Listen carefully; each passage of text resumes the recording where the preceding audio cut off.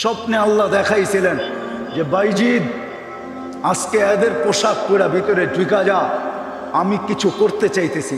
একবার দুইবার তিনবার স্বপ্নে দেখছেন। তারপরে ভাবছেন যে ওই পোশাক পরবো তো পরবো কি করে। তা আল্লাহ বলছে বাইজিদ পরানে হেফাজত করব তো আমিই করব। যা পর। ওদের পোশাক পরা ভিতরে ঢুকা গেছে। সবচেয়ে বড় পাদ্রী যখন স্টেজে বসছে তো তার চৌকি তার চেয়ার হেলতে শুরু করছে, মুখ বন্ধ হয়ে গেছে। তো বাইজিদের সমস্ত পাদ্রীরা বলছে আপনি আমাদের পোপ, আপনি আমাদের বড়, আপনার থেকে আমরা জ্ঞান পাই, আমাদের ভিতর আলোকিত হয়, আপনি মুখ দিয়া কথা খোলেন না কেন, বলেন না কেন। তো পাদ্রী বলতেছে বলবো তো বলবো কি করে, এখানে একজন মোহাম্মদী আছে। বলবো তো বলবো কি করে, এখানে একজন মোহাম্মদী বসে আছে, যার কারণে আমার চেয়ার হেলতেছে, আমার মুখ বন্ধ হয়ে আসতেছে।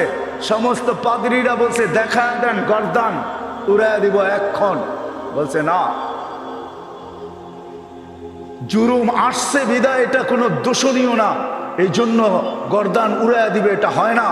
আমি একে পরীক্ষা করব, যদি এ পাশ করে তাহলে ছেড়া দিব, আর যদি পাশ না করে তাহলে আর গর্দান উড়াইয়া দিব।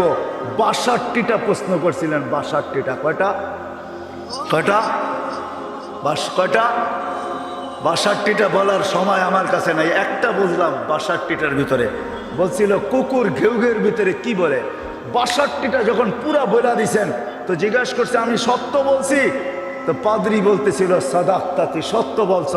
বলে তুমি ৬২ প্রশ্ন করছো, আমি একটার জবাব, প্রত্যেকটার জবাব দিছি, আমি তোমাকে একটা প্রশ্ন করব, জবাব দিবে? বলে পড়ো করো প্রশ্ন। বলে আকাশ আর জান্নাতের চাবি কি?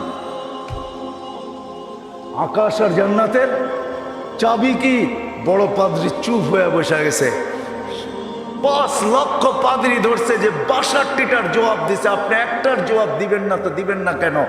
বলছে আমি জবাব জানি, দিলে তোমরা আমাকে মানবে না, মানবে এটা আগে বলো। বলছে অবশ্যই আপনি আমাদের বড় পোপ, যা বলবেন আজকে তাই মানবো। বলে জান্নাত আর আকাশের চাবি হইল লা ইলাহা ইল্লাল্লাহ মুহাম্মাদুর রাসূলুল্লাহ। ৫ লক্ষ একবারে মুসলমান হয়েছে। ওই বাইজিদ বুস্তামি রহমতুল্লাহ আলাইহি। হায় হায়, আবু হানিফার জানাজা দেখা ৯০,০০০ খ্রিস্টান মুসলমান হয়েছে। জানাজা দেখা, মুর্দা দেখা। ইমাম তাইমিয়ার জানাজা দেখা ৫০,০০০ খ্রিস্টান মুসলমান হয়েছে। আহমদ ইবনে হাম্বল রহমতুল্লাহ আলাইহি জানাজা দেখা ৬০,০০০ খ্রিস্টান মুসলমান হয়েছে। শুধু শুধু আহমদ ইবনে হাম্বল রহমতুল্লাহ আলাইহি বলেন নাই, আমাদের জানাজা আমাদের সততার প্রমাণ। আমাদের সততার প্রমাণ হলো যে আমরা যে সত্য, এটার প্রমাণ হলো আমাদের জানাজা। ৬০,০০০ খ্রিস্টান মুসলমান হয়েছে মুর্দা দেখা। জিন্দা অবস্থায় কতটি আল্লাহ জানে। তো যেটা আমি বুঝাইতেছিলাম ওইখানে আছে কুকুর কি বলে বলো। প্রথম শুরু করছে ১ বলো যেটার ২ নাই, ২ বলো যেটার ৩ নাই, ৩ বলো যেটার ৪ নাই, ৪ বলো যেটার ৫ নাই, ৫ বলো যেটা ৬ নাই, ৬ বলো যেটা ৭ নাই। এরকম ৬২টা প্রশ্ন করছেন।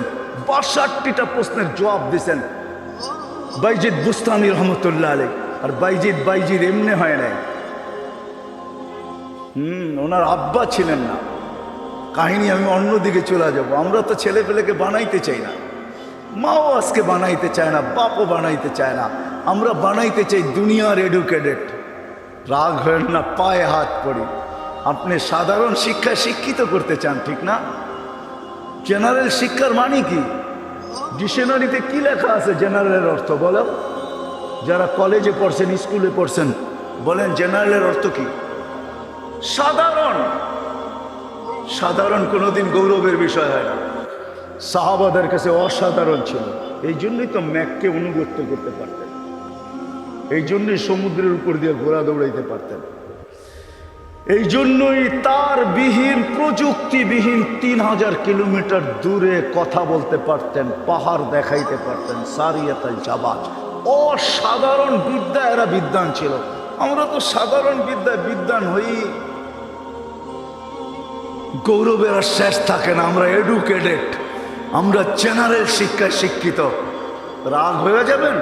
একটা উদাহরণ দিই। আমাদের অবস্থা এরকম, এক ব্যক্তি জাপান থেকে গাড়ি কিনে আনছে, তো গাড়ির 3 দিকে জাপানি ভাষায় বড় বড় অক্ষরে লেখা। তো সে মনে করছে অনেক কিছু ভালো কথা লেখা হবে, বিদায় এটা কেনার পরে আর মোছে নাই, না মুছেই চালাইতেছে, লেখাটা আর মোছে নাই। একটা ক্রেডিটও তো আছে, ঠিক না? সামনের গ্লাসে তো লেখা যায় না, 3 দিকে লেখা, এটা চালাইতেছে। তো কোনো জাপানিজ আসছে বাংলাদেশে, তো ও আরেক গাড়ি দিয়া যাইতেছে, তো দেখতেছে ওই লেখা গাড়িটা সামনে দিয়া যাইতেছে, 3 দিকেই লেখা। তো মুস্কি মুস্কি হাসতেছে। তর্জমান জিজ্ঞাসা করতেছে, তুই হাসিস কেন?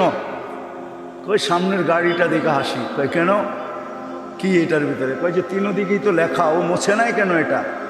তা তো বলতে পারবো না, ও এটাকে ক্রেডিট মনে করছে, জাপান থেকে লেখা আসছে, এত সুন্দর লেখা, এটা মুছার আর কি দরকার? আমি চালাই না, আমার মতো লেখাওয়ালা গাড়ি তো বাংলাদেশে একটাও নাই, ঠিক না? একটা বাবতও আছে, ঠিক না? পৃথকত্ব তো আছে আমার একটা। তো বলে যে এইটা দেখে হাসতেছি কেন জানিস? এই গাড়ির ভিতরে লেখা আছে তরকারি বেচার গাড়ি। কি লেখা আছে? পিছনেও লেখা তরকারি বেচার গাড়ি, ডাইনেও লেখা তরকারি বেচার গাড়ি, বামেও লেখা তরকারি বেচার গাড়ি। খালি সামনের গ্লাসে লিখতে পারে না, তাইলে লুকিং নষ্ট হয়ে যাবে, কেমনে দেখবে আর কেমনে চালাবে? আমরা আজকে সাধারণ শিক্ষায় শিক্ষিত হয়ে আমরাও গৌরব করতেছি, আমরা বড় এডুকেটেড। সাহাবা অসাধারণ শিক্ষায় শিক্ষিত। এটা আমার বুঝানোর ইচ্ছা না। বাইজিদ বুস্তামি রহমতুল্লাহ আলাইহ মার কোরবানির কারণে উনি বাইজিদ হয়েছেন, ওই কাহিনীর দিকে নিয়ে যেতে চাই না আপনাদেরকে। আমার হাতেও সময় নাই যে আমি ওই দিকে নিয়ে যাব। ওনার ছোট বয়সে বাপ মারা গেছে, মা পরের বাড়িতে কাজ করতেন। 2 দিন পরে ভাবছেন, আমি যদি এইভাবে ছেলেটাকে কোথাও না দিতে পারি তাইলে আমার ছেলেটা হারায়া যাবে। আমি তো মা পরের বাড়িতে কাজ করি। খুঁজতে খুঁজতে এক আল্লাহওয়ালার সন্ধান পাইছেন। মানুষ বলছে ওই আলেম ওইখানে আছে, আল্লাহওয়ালা ও আলেমও। যদি তোমার ছেলেটাকে নেয় বা তুমি যদি দিয়ে আসতে পারো তাইলে হয়তো তোমার ছেলে মানুষ হয়ে বাহির হবে। যা হাতে পায়ে ধরছেন, আমি বিধবা, আমার কোনো সন্তান নাই, স্বামী নাই, আমি পরের বাড়িতে কাজ করি, আমি চাই আমার ছেলেটা মানুষ হোক, আল্লাহওয়ালা হোক, দিনদার হোক, আল্লাহর এলেমওয়ালা হোক, আপনাদের মতো আলেম হোক, আপনি দয়া করে আমার ছেলেটাকে রাখেন। শাইখ রাজি হয়েছে, মা শর্ত দিছে, আপনি আমার ছেলেকে ওই দিন পর্যন্ত বাড়ি পাঠাইতে পারবেন না যতদিন পর্যন্ত আপনার মতো না বানায় দেন।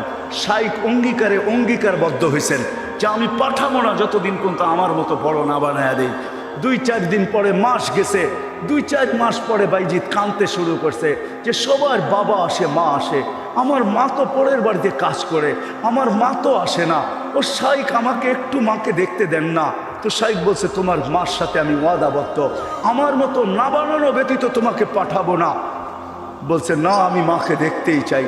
ছোট কচি বাচ্চা, শাইখ তার দিল ভাঙতে চান না। একদিকে ছুটি না দিলে বাচ্চার দিল ভেঙে যায়, যেটা মেড ইন আল্লাহ। আরেকদিকে ছুটি দিলে মার অঙ্গীকার ভেঙে যায়। শাইখ তখন বলছেন, বেটা ছুটি দিতে পারি, এতগুলো সবক যদি তুই আজকে আমাকে শুনাইতে পারিস, কোরআনের এতটুকু যদি মুখস্থ শুনাইতে পারিস। বাইজিদ বুস্তামি কোরআন নিছেন, হাত উঠায় দিয়েছেন, মালিক মাকেই তো দেখতে যাব, কোরআন তো দিলের ভেতরে তুই জমায়া দিবি, তুই না দিলে তো আমি মুখস্থ করতে পারবো না। চোখের পানি, কচির ঠোঁটের পানি ছেড়া দিয়া বাইজিদ যখন হাত তুলছেন, পৃষ্ঠা উল্টাইতে ছিল কথা। কোরআন যেন ভিতরে যেরকম আমরা আমাদের মোবাইলের ভিতরে নেই, ব্লুটুথের মাধ্যমে, শেয়ার হিটের মাধ্যমে, হোয়াটসঅ্যাপের মাধ্যমে সে পৃষ্ঠা উল্টাইতে ছিল, কোরআন তার ভিতরে গাঁথতে ছিল। যতটুক সবক শাইখ দিছে এর চেয়ে বেশি যায় বলছে শাইখ রেডি হয়ে গেছে। বলছে তুমি এটা মুখস্থ করলা, তো করলা কি কইরা? মুচকি হাসি দিয়া বলছে, শাইখ কালাম যার সে বসায়া দিছে। তো শাইখ বুঝছে এটা কোনো সাধারণ ছেলে না। ছুটি দিছে, বাড়িতে গেছে, দরজা খটখটাইছে। মা জিজ্ঞাসা করছে ভিতর থেকে কে? বলছে বাইজিদ। বলছে না, আমার বাইজিদ আসতে পারে না। আমি তো শাইখকে বলে আসছি বাইজিদ ওই পর্যন্ত আসবে না, যেই পর্যন্ত শাইখের মতো না হয়, আল্লাহওয়ালা না হয়, আমার বাইজিদ আসবে না। তুমি আমার বাইজিদ হতে পারো না। মা দরজা খোলেন নাই। মাও এরকম ছিল। এই জন্যই তো বলে, মা যদি ফাতেমা হয় তো সন্তান হাসান হুসাইনি হয়। মা যদি ফাতেমা হয় তো সন্তান আব্দুল কাদের জিলানী হয়। মা যদি এরকম হয় তাইলে ছেলেও বাইজিদ বুস্তামি হয়। বাইজিদ ফিরে আসছে, এসে বলছে শাইখ আমাকে আর ছুটি দিবেন না। আম্মা দরজা খোলেন নাই, আম্মা মানতেই রাজি ছিল না যে আমি ওনার বাইজিদ। একাধারে যখন 1 বছর 2 বছর 12 বছর কেটে গেছে, তার পড়া কমপ্লিট হয়ে গেছে।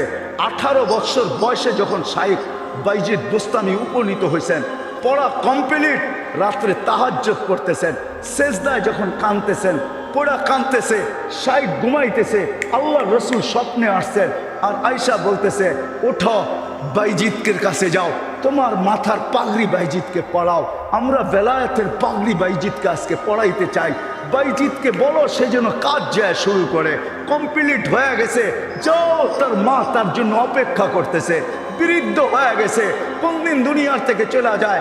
বাইজিদের মাথায় বেলায়েতের পাগড়ি আমি তোমার মাথায় পড়াইলাম, তুমি বাইজিদ উস্তাদ হিসাবে বাইজিদের মাথায় পড়ায় দাও। যা দেখে বাইজিদ রহমতুল্লাহ আলাইহি সেজদায় পড়ে কাঁদতেছেন। উঠাইছে উস্তাদ, বেটা ওঠ, হয়ে গেছে কাম। কি হয়ে গেছে?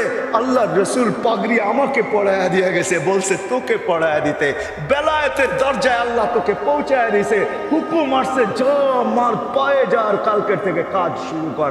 ওই দিন যা যখন দরজা খটখটাইছে, মা খুইলা জড়ায়া ধরছেন। আর খুইলা জড়ায়া ধরেন নাই, শুধু পানির গ্লাসের কথা আমরা শুনি, এটা তো কোনোদিন বাস্তবটা শুনি না। মা বুকে জড়ায়া ধরে নিয়া মাও দেখা ফেলছেন, মাও শোনা ফেলছেন। আল্লাহ রসুল মাকেও শোনায়া দিছে। মা বুকে জড়ায়া ধরে বলছে আল্লাহ যেটুক পৌঁছাইছ বাকিটুক আমার দোয়ার দ্বারা পৌঁছায় দেয়। ওই দিন থেকে বাইজিদ অলিকুল শিরোমণি হয়ে গেছে। মা হাত তুলছেন। তো বাইজিদ বুস্তামি রহমতুল্লাহ আলাইহির জীবনীর থেকে আমি বাহির হয়ে গেছি। ওনার জীবনী পড়া দেখেন, কুকুর পর্যন্ত আমাদেরকে সতর্ক করে চলে যেতে হবে, থাকা যাবে না, কেউ থাকবে না। হায় হায়, আমরা যাত্রী, যাত্রা আমাদের চলমান। আজকে আসি কালকে থাকবো না, কিন্তু নিজেকে প্রস্তুত করে নিয়ে যেতে হবে, গুছায় নিয়ে যেতে হবে, বানায় নিয়ে যেতে হবে। যুবক তুমিও তোমাকে বানায় নিয়ে যাও।